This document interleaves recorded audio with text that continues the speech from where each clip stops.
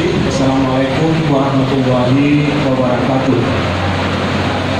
Yang saya hormati dua narasumber, teman-teman pemberantasan kegiatan ini ada dari Political Club, satu lagi dari komunitas tatapan ya. Ya, saya begitu dengan tatapan ini teringat ada satu rubrik di Serambi namanya Menatap Aceh. Ya, yang terbit setiap hari Minggu. Di sini adalah gambar-gambar bagus, gambar-gambar objek wisata. Siapa yang menginspirasi siapa? Sehingga namanya agak mirip.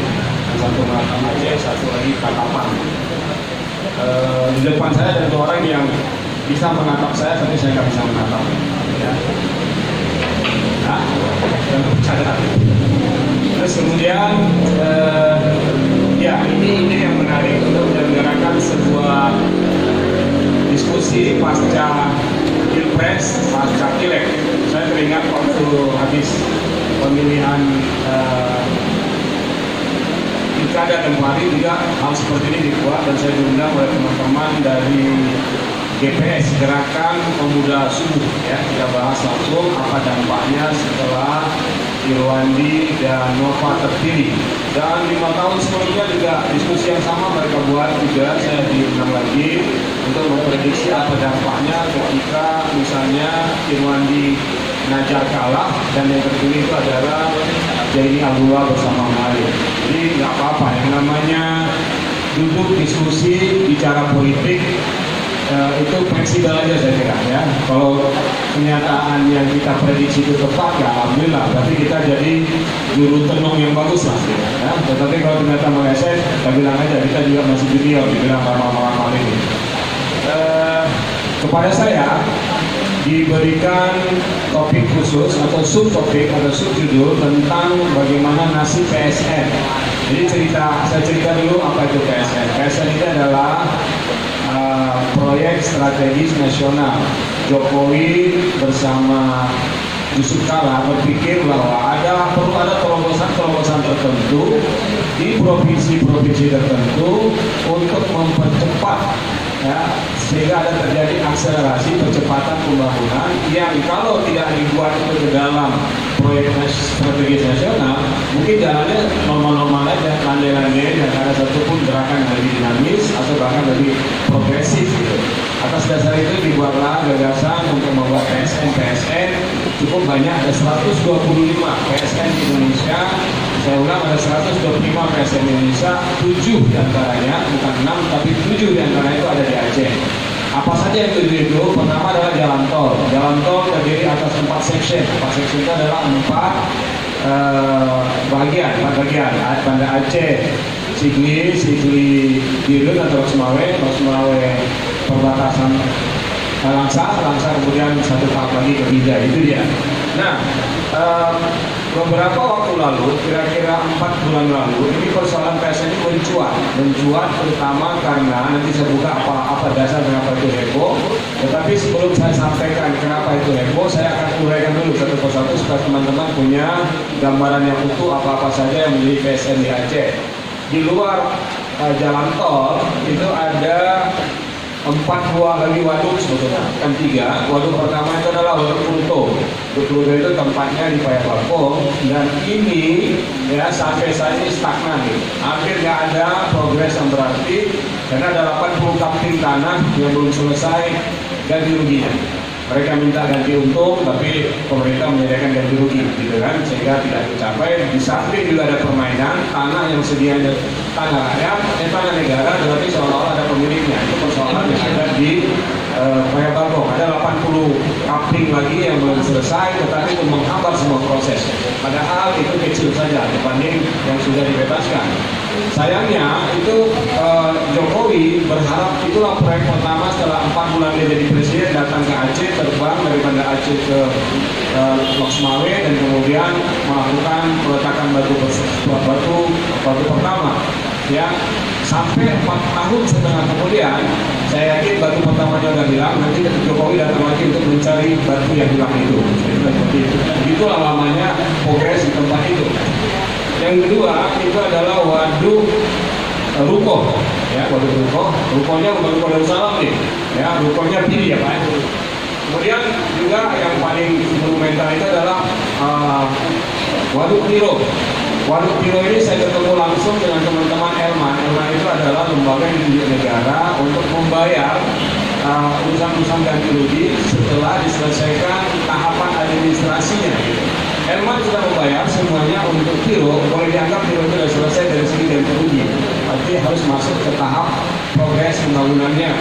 Di luar Luto, Tiro, dan Ruko ada satu lagi di kawasan kami barat selatan sana di depannya Gunung Labu, namanya Waduk Payaguchi. Ya, Payaguchi itu itu bukan dari bahasa Jepang, ada guci-guci yang enggak di bahasa kita. Ya. Cek. Ada berapa dah? Sudah 5. Di luar itu adalah kek.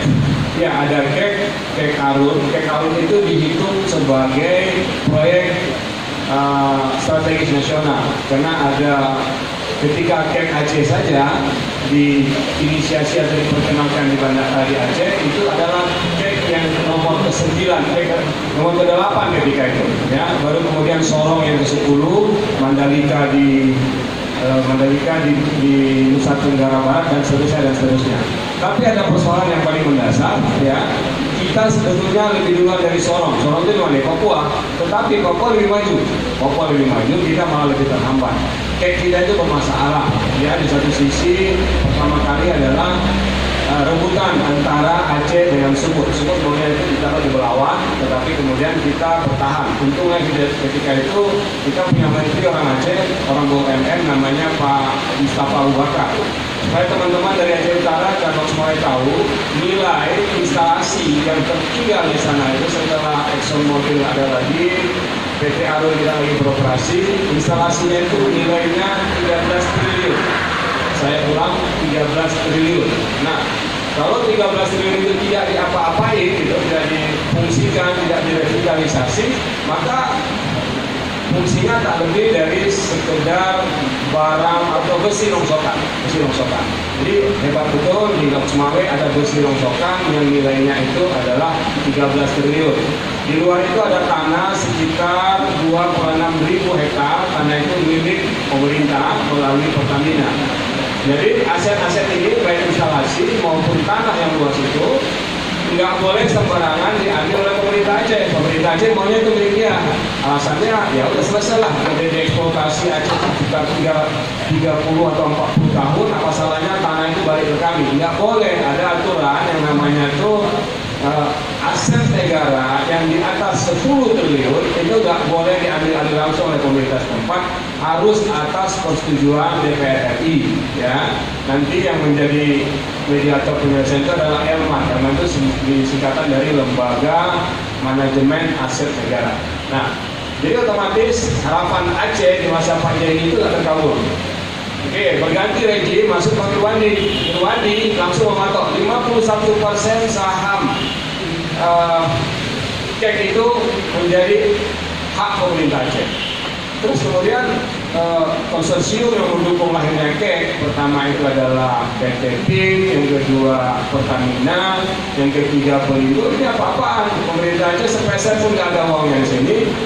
Sahamnya nggak ada sama sekali, kok tiba-tiba minta saham dominan dari 51%. Bertahanlah mereka sampai di OTT itu persoalannya nggak selesai. Ya, jadi stagnan kita karena dua gubernur mempunyai harapan yang macam-macam yang agak berlebihan terhadap kek tadi itu. Jadi kek kita menjadi sangat stagnan, sangat lamban jalannya dibanding kek yang ada di Sorong, kek yang ada di Mandalika. Kek itu apa? Kawasan ekonomi khusus ya, yang memang harus dibentuk dalam satu pagar. Jadi dalam voting yang saya sudah lihat, kalau teman-temannya dari Aceh Utara, yang namanya Simpang Tumane, ya, Simpang Dologan di Tumane itu adalah Aceh Utara sini. Ada ya. Begitu Dologan Simpang Tumane di depan rumah tua itu dipagar lagi. Dipagar sampai ke Bukit Rata. Jadi seluruh kawasannya masuk kek itu berlaku ketentuan yang berbeda. Misalnya pajaknya tidak dikutip atau pajaknya dikutip berbeda dari dua pagar. Kota Lok Sumawe, kota sebagian Aceh Utara, jalur lintasnya nanti masuk dari Jalan Sawang ya, Jalan Sawang tembus ke Bukit Rata. Itulah kota baru nanti untuk Lok Sumawe dan Aceh Utara. Sedangkan kawasan yang berpagar di situ masuk PT PIM 1, PIM 2, masuk Aromatik, masuk bekas PT Arun itu satu kawasan. Nah yang namanya Aceh itu berpagar ya. Dibutuhkan waktu 10 sampai 20 tahun untuk memindahkan orang dari luar kawasan itu. Orang-orang yang memulai usaha di tempat itu, ya otomatis dimudahkan urusannya. Misalnya pajaknya dibebaskan.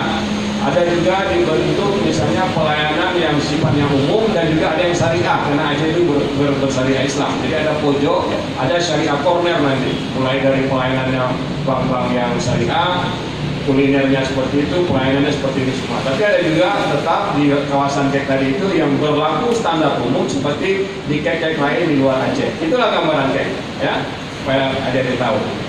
Nah, persoalan kita kemudian adalah menjelang akhir masa jabatan Pak Jokowi, dia undang pimpinan Bara JP. Teman-teman mungkin para pernah dengar istilah Bara JP. Bara JP ini dibentuk ketika Jokowi pertama kali menjadi presiden. Singkatan dari Barisan Rakyat Jokowi for Presiden.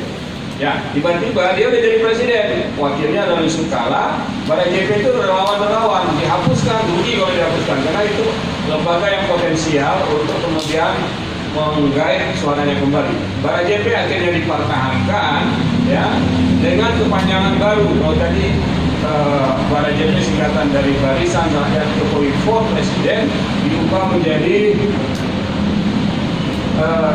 Barisan Rakyat Jokowi untuk perubahan. Nah, itulah sebab kenapa, karena itu bukan organisasi politik, melainkan organisasi relawan. Ketuanya di Aceh itu orang pegawai negeri dan dosen, teman akrab saya namanya Pak Adli Abdullah, ya kan? Adli ini diundanglah kira-kira 4-5 bulan yang lalu ke Tidore ketika mereka seluruh para JP itu bertemu di Tidore. Pada saat itu Tidore atau Rote itu di mana sih? NTT ya? Di NTT, di Rote. Jokowi berpidato dalam forum itu, saya akan maju kembali jadi presiden, tetapi saya tidak mau kalau proyek-proyek nasional saya di setiap provinsi itu gagal. Ya kan, percuma aja saya maju, tapi ternyata nanti bisa menjadi bumerang buat saya. Jadi oleh karenanya jauh sebelum saya maju, entah 6 bulan, 8 bulan sebelum saya maju, mohon teman-teman di seluruh provinsi yang hadir hari ini di Rote ini sampaikan ke saya 2 hal. Pertama, progres, artinya kemajuan dari setiap PSN. Yang kedua adalah kegagalan atau hambatannya. Celaka yang kena Aceh nomor urut 1, menghitung Indonesia kan dari Aceh, disuruhlah Pak Adli Abdullah. Adli bercerita ke saya malam itu juga langsung dijawab, wah malu betul saya hari ini Pak. Kenapa? Saya didaulat untuk menyampaikan kemajuan progres dari PSN di Aceh. Saya bilang ada 6-7 PSN di Aceh, tapi 1 pun tidak jalan. Itu laporan Adli Abdullah. Ya kan, 1 pun tidak jalan. Nah, alasan tidak jalan itu tadi, ketika ada jalan tol, hambatan ganti rugi. Ketika bicara kek, hambatan rebutan dari 2 gubernur, ya kan? Jadi yang lain memang belum sama sekali. Waduk juga bermasalah kan, waduk Fruto. Yang lain-lain juga belum ganti rugi. Jadi malu. Tapi Adli beruntung dia pelapor paling singkat, karena nggak perlu membeberkan keberhasilan maupun kegagalan dengan menyatakan kegagalannya udah selesai dulu ya. Baru masuk teman dari Sumatera Utara, masuk Sumatera Barat. Nah mereka mulai ini berhasil, ini nggak berhasil. Tapi pokoknya ada yang berhasilnya lah. Khusus untuk Aceh, 1 kalimat saja, tak 1 pun yang berhasil. Dan jelas ya gambaran ceritanya. Terus kemudian Adli mengabarkan kepada saya ini 125 PSN masih ada di WA saya itu, ya dikirim. Tolong ingatkan Pak PLT, karena kita Pak Gubernur Imani nggak ada lagi waktu itu dan di kasus. Tolong ingatkan PLT, kalau ini nggak serius maka akan dihentikan. Kenapa akan ada ancaman seperti itu? Karena Jokowi memang udah nggak mau meneruskan ini kalau ternyata itu jadi bumerang di ujung masa jabatannya, ya kan? Kalau ternyata nanti dia terpilih, PSN ini lanjut. Tapi kalau dia tidak terpilih, ya dia harus hati-hati betul gitu. Masalahnya PSN itu muncul dari gagasan bagian dari nawacitanya Pak Jokowi dan JK. Itu harus diingat gitu ya. Jangan-jangan memang kalau lain lagi pasangannya, lain lagi orangnya, berubah lagi konsep PSN itu. Jadi itulah gambaran tentang PSN.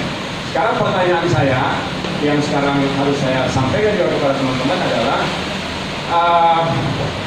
program pembangunan yang sudah diprogramkan itu tetap akan jalan. Itu tetap akan jalan. Mana-mana seperti itu. Persis seperti saudara MTA tadi menyatakan, karena negara kita ini dikelola berbeda dengan cara Pak Harto mengelola. Kalau Pak Harto mengelola itu ada dendam di dalamnya. Ya, begitu Golkar tidak menang, maka negeri provinsi yang tidak memenangkan Golkar itu kena hukuman. Aceh itu berkali-kali kena hukuman. Yang menang ini P3, dan P3 terus gitu. Sampai kemudian gubernur kita terpilih yang bernama Ibrahim Hasan, dia lakukan pendekatan, kampanye, habis-habisan, dia betul-betul tokoh Golkar. Saya sendiri jadi saksi bagaimana wartawan dikerahkannya untuk meliput pidato-pidatonya, kampanye-kampanyenya.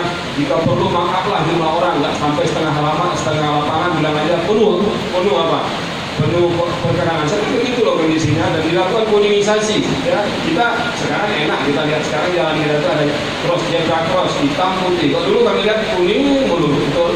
Pohonnya kuning juga dicat. Itu pada masa Pak Ibrahim Hasan. Tapi ternyata strategi itu berhasil dan Aceh menang Golkar untuk pertama kali. Pada saat itu kepada Pak Ibrahim Hasan dikasihkan uang yang saya ingat uang itu terbesar dalam sejarah ini Aceh, jumlahnya 755 miliar pada tahun itu. Tapi tahun berapa itu? Tahun 84, 85 gitu. Ketika nilai dolar saja 2.200. Jadi angka 755 miliar itu gede banget. Ya, berapa? 92 dia. Jadi ada data yang sebenarnya itu. Oke, mantap. Ya, koreksi nanti. Kemudian dijalankan proyek pertama kali adalah dengan uang itu kita bisa pertama membangun 13 rakit. Kalau tadinya orang Barat Selatan itu pilih badan itu betul-betul bersakit-sakit dan berakit-rakit. Berakit-rakit bisa disakit. Saya punya pengalaman. Saya pertama kali kuliah tahun 84, lulus saya kuliah antara lain disebabkan begitu banyaknya orang Barat Selatan nggak bisa lagi kembali ke Banda Aceh setelah mendaftar pulang, tiba-tiba banjir. Begitu banjir, seluruh sungai itu nggak bisa dilewati. Jadi mereka itu nggak bisa. Nah, dulu nggak ada istilah hujan tunggal. Banyak kali orang nggak lulus, gara-gara nggak bisa ikut PTN ya kita. Masa kami apa? PTN ya PTN. Akhirnya jembatan itu dibangun dari Singkil saya kemari itu 4 hari lamanya. Nginap sana, nginap sini, jalan sebentar-bentar ketemu rakit. Tapi kemudian jembatan itu dibangun dengan uang 755 miliar tadi itu. Dengan uang 755 miliar itu juga kota Banda Aceh dibenahi, dibuat jalur 2 jalur. Tadinya 1 jalur aja nih. 84 saya masuk Banda Aceh masih 1 jalur. 85 masih 1 jalur, tapi 92 itu sudah mulai dibelah kota Banda Aceh. Dibangun lagi 2 proyek prestisius. Apa itu? Proyek Pulau Aceh. Pulau Aceh itu digali, diluruskan sehingga ada kanal yang saat itu. Kalau enggak, Banda Aceh itu betul-betul banjir ketika itu. Jadi ada proyek yang didanai oleh pemerintah besarnya 755 miliar itu hanya karena Aceh menang Golkar gitu. Tapi ketika Aceh tidak menang Golkar itu tidak pernah kita dapatkan uang sebesar itu. Nah, jadi mungkin teman-teman panitia itu khawatirnya seperti itu, berpikir bahwa negara ini masih dikelola dengan cara Pak Harto mengelola negara. Ada reward and punishment pada masa beliau itu. Mudah-mudahan ya sudah dijamin tadi oleh sahabat kita, kalau Pak Jokowi menang dan meskipun di Aceh beliau kalah dan suaranya rendah, itu tidak akan ada proses balas dendam. Jadi gitu Pak ya. Kalau ternyata nanti ada balas dendam, ya tanyakan lagi kepada MTA, kita buat lagi seminarnya. Kita diskusi lagi. Gitu. Gampang sekali itu mudah. Terus kemudian, persoalannya adalah Jokowi sendiri kepada Pak Andi mengaku kecewa. Kenapa ya? Aceh itu pertama sudah dikasih proyek, istilahnya uangnya sudah tersedia, tapi kenapa mandek? Dia juga membandingkan dengan satu proyek yang diberi untuk Aceh, tapi dia tidak digolongkan sebagai PSN. Apa itu? Itu apa lau? Apa namanya? Semen lau. Semen lau itu dia tidak PSN, tetapi Pak Jokowi tahu ada investasi besar di situ untuk menggairahkan perekonomian Aceh. Sekaligus Aceh menjadi penyedia semen yang banyak di samping yang ada di PT SAI, Lafat atau Holcim saat ini. Tapi apa yang terjadi? Sampai saat ini proyek itu boleh dikatakan proyek gagal. Jadi itu yang terjadi. Terus kemudian ke depan ya kita perlu lobby intensif kalau betul-betul Pak Jokowi terpilih jadi presiden kembali. PSN itu ada 1 orang atau 2 orang Aceh betul-betul mengingatkan bahwa kami serius loh Pak dengan PSN Bapak itu nggak akan sia-siakan. Waduh, coba nggak 4 tahun saya nggak ada satu pun progresnya, ya kan?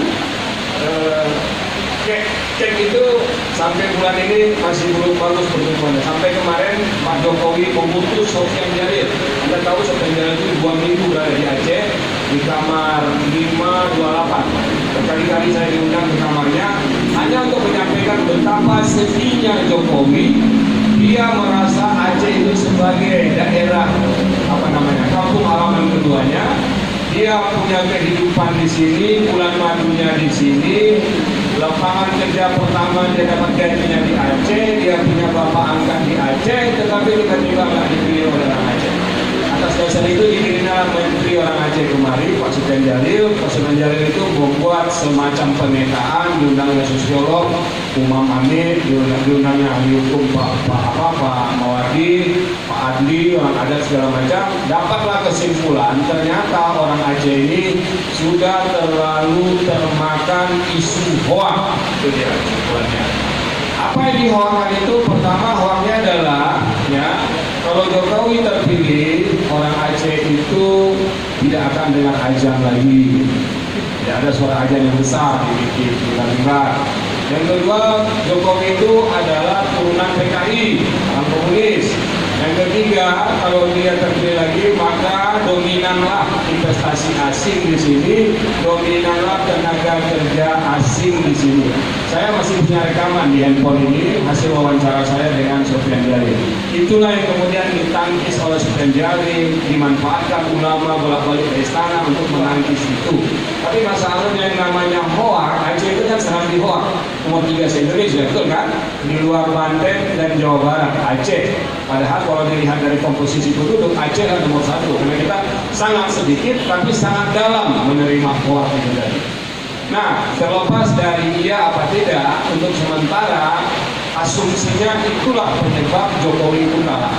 Dia kurang apa? Jadi imam dia pernah di sini. Perhatiannya kepada Aceh kurang apa? Tetapi kemudian ketika hoak itu merasuki pikiran orang Aceh, ditangkis pun oleh ulama, ditangkis pun oleh juru bicara sekte dan lain-lain, itu seperti nggak mempan gitu. Akhirnya nasib Jokowi seperti itu. Dan yang paling sedih dan paling kehilangan muka itu adalah Pak Sofian Jalil. Berapa banyak dia keliling kota di Banda Aceh sampai kemudian ke Langsa.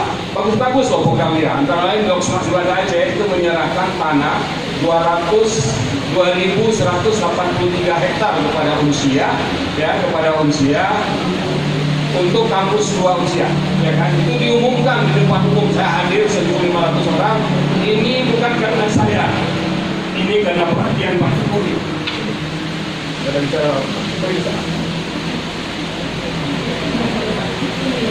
Terima kasih. Itu dia. Kemudian penyerahan banyak untuk sertifikat tanah. Kemudian masuk pesantren-pesantren melakukan literasi kebangsaan 4 pilar macam-macam, sampai menyerahkan sertifikat tanah juga untuk Unimal, karena Unimal mendapat pengembangan kampus hampir mirip dengan Usia. Tadi tanahnya nggak seluas. Dari mana tanahnya? Dari Bekasi, Pertamina punya. Terakhir sekali Pak Sofian Jalil pergi ke Langsa menyerahkan sertifikat karena pemerintah Presiden Jokowi meningkatkan status pelabuhan Langsa menjadi pelabuhan internasional. Dan itu dilakukan semua dalam minggu-minggu menjelang masa tenang. Kalau orang Aceh berpikir waras, rasanya pasti akan memilih Jokowi, betul ya? Karena begitu banyak perhatiannya ke Aceh pada akhir-akhir itu. Tapi ternyata itu tadi, hoak sudah terlalu banyak merasuki pikiran orang Aceh. Oleh karenanya, kita harus lihat juga dari perspektif berbeda. Saya kebetulan ditelepon dari Jakarta oleh Indra, abang kandung dari Sandi Uno. Pak Yarmen, saya dapat nomor telepon Bapak dari seorang kader PAN namanya Ibu Ismaniar. Kami minta Pak Yarmen jadi moderator ketika saya berceramah, katanya. Dia bawa tim kemarin namanya OKOC. Pernah nggak tahu program OKOC? OKOC itu udah berhasil di Jakarta, orang tidak punya kerja, sekarang udah ada 34.000 yang dapat pekerjaan dari program OKOC. OK itu singkatan dari One Kecamatan, One Kampung, One Kabupaten atau One Kota, sudah. OC-nya itu One Central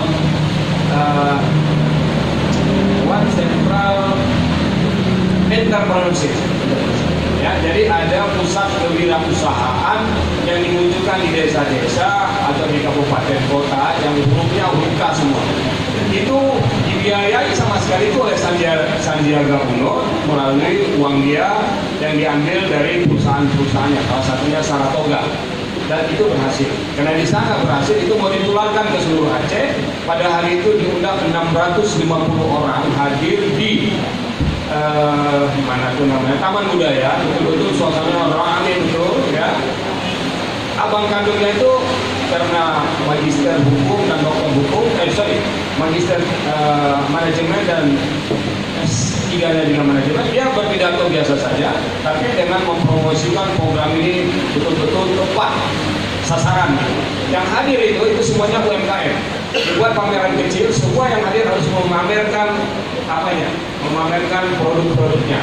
Ya, saya jadi moderator di situ. Dan betul-betul katanya kalau Jokowi Pak, kalau Sandi terpilih ya, maka program ini pasti akan dilanjutkan. Itu. Jadi semuanya dibuat semacam kontrak kerjasama pada hari itu. Nah, artinya apa? Kalau yang 650 orang itu percaya akan apa yang disampaikan oleh abang kandung dari Sandiaga Uno, dalam hal ini namanya adalah Indra Cahya Uno, mungkin orang itulah bagian yang memilih kelompok itu. Apalagi mereka punya staff-staff segala macam. Jadi masing-masing bermain di Aceh, masing-masing jual kecap di Aceh, tapi orang Aceh ini memang lidah yang hebat gitu. Tahu betul mana kecap yang nomor satu, mana kecap yang sebetulnya tidak nomor satu diakui sebagai kecap nomor satu. Kecap-kecapan lah gitu ya. Saya kira itu salah satu gambaran lain juga bagaimana kubu lain dalam ini kubu 02 merayu terutama para entrepreneur muda yang memiliki usaha, dan di balik usaha mereka itu ada banyak pekerjanya. Yang terakhir yang ingin saya sampaikan adalah kita harus sadar Aceh ini hanya bisa dikembangkan antara lain untuk mengoptimalkan fungsi Sabang sebagai pre-port dan pre-trade zone. Itu kita udah menikmatinya sejak tahun berapa, hampir 20 tahun, tapi nggak ada satupun yang memberi manfaat kepada orang daratan gitu. Semuanya orang, dan celakanya juga orang di sana juga nggak begitu bagus manfaat ekonominya gitu ya.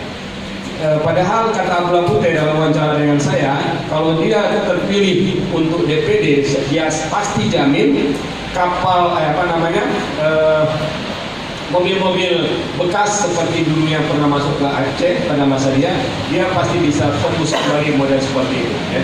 Kalau mobil saja bisa, apalagi barang-barang tentengan, mudah aja itu. Dia akan mencari seorang trader internasional yang punya pengalaman, terutama itu banyak di wilayah Indonesia Timur, katanya tinggal kita datangkan aja menjadi manajer di Sabang. Ini manajer kita kan rata-rata manajer yang sebentar-bentar bermasalah, diganti bermasalah terus gitu. Kemudian yang kedua, ekonomi Aceh itu akan tetap menjadi ekonomi yang APBA sentris. Apa artinya? APBA sentris ini adalah ekonomi yang hanya bertumpu dan bergantung kepada APBA. Kalau APBA terlambat, ialah matilah roda ekonomi kita akan bergerak. Karena apa? Karena terutama investasi di Aceh itu tidak jalan. Ya. Kalau kita hitung investasi asing, barangkali hanya ada Holcim itu pun pergantian casing dari sebelumnya PT SAI, ya kan. Kemudian di PT MIFA di mana MIFA itu ada di Melabu, ada sekitar 40 triliun investasi di sana, tapi minggu ini mereka sedang berada di ujung tanduk ya. Hanya gara-gara mencemar segala macam, batu baranya tercecer, mereka di demo, dan demonya itu bisa berujung seperti demo PT EMM pasti ya. Dan EMM yang diharapkan kemudian juga sudah ditentang, hampir tidak ada investasi besar yang masuk Aceh. Kalau investasi nggak masuk Aceh, siapa yang bisa menyerap tenaga kerja? 987.000 orang sekarang, orang Aceh itu nganggur, ya. Bukan nganggur, miskin. Yang nganggur itu 178.000 orang, ya, dari 2,2 juta penduduk. Jadi orang kita itu miskinnya sangat tertinggi di Sumatera, nomor 1 termiskin di Sumatera, dan nomor 5 termiskin di Indonesia. Angka kemiskinan dan angka pengangguran kita juga tertinggi dan sekaligus lebih tinggi dari angka rata-rata nasional. Artinya apa? Dibutuhkan treatment yang sangat sungguh-sungguh, yang betul-betul berorientasi untuk menusuk lumbung-lumbung kemiskinan dan lumbung-lumbung pengangguran, sehingga dua persoalan Aceh ini bisa terasa. Saya kira itu.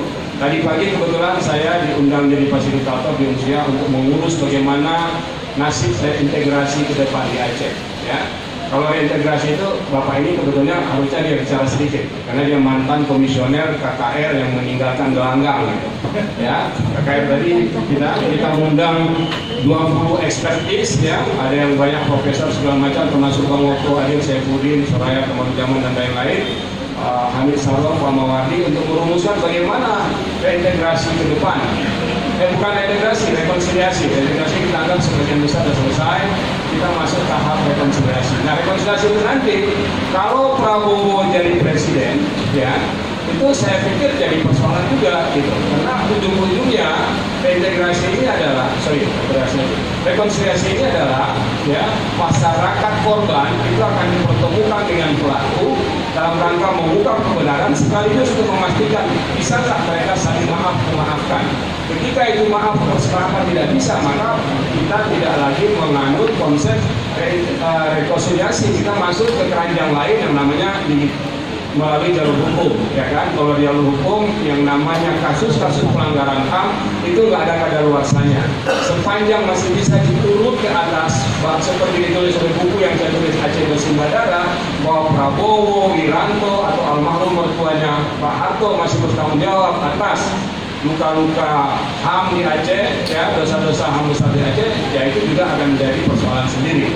Bagaimana kita mengusut mantan presiden yang ternyata bagi Aceh itu ada persoalan di masa lalu dari aspek HAM. Sementara ke depan kita ingin rekonsiliasi ini menjadi pemutus masalah yang lalu terkait pelanggaran HAM, dan ke depan itu kita harapkan tidak terjadi atau tidak terulang lagi. Saya kira itulah gambaran saya tentang kondisi Aceh ke depan, hubungan Aceh dengan Jakarta jika si A terpilih dari presiden atau jika si B yang terpilih dari presiden. Demikian, bila taufiq wal hidayah. Wassalamualaikum warahmatullahi wabarakatuh.